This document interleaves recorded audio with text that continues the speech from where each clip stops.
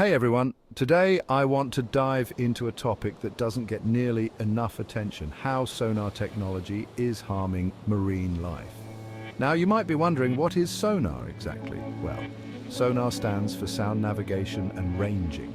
It's a technique that uses sound waves to detect objects underwater.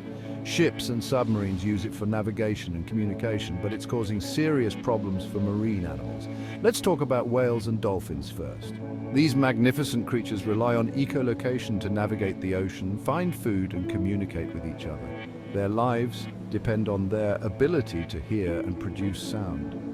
But when sonar is used, it can create a chaotic underwater environment. Imagine being in a room with blaring sirens and trying to hold a conversation. That's what these animals are dealing with. The high-intensity sound waves from sonar can disorient and confuse marine life. Whales, for example, have been known to strand themselves on beaches after being exposed to sonar. They become so disoriented that they can't find their way back to deeper waters. This leads to dehydration, starvation, and ultimately death. It's heartbreaking to think about. Sonar can also cause physical injuries. The sound waves can be so intense that they damage the internal organs and tissue of marine animals. In some cases, it can even cause bleeding in the brain and ears. Dolphins and whales have been found with ruptured eardrums and other injuries directly linked to sonar exposure.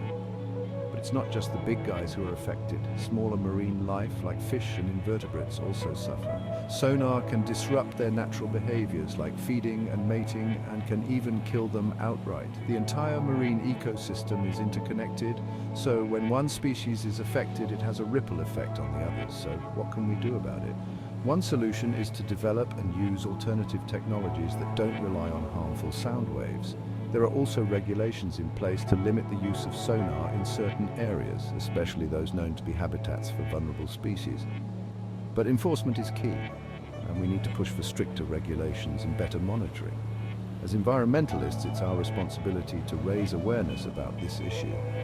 The more people know about the harmful effects of sonar, the more pressure we can put on governments and industries to make changes. Share this video, talk about it with your friends and family, and let's make some noise, pun intended, for the voiceless creatures of the ocean. Thanks for watching, and remember, every little action counts when it comes to protecting our planet. Stay curious, stay informed, and let's keep fighting the good fight.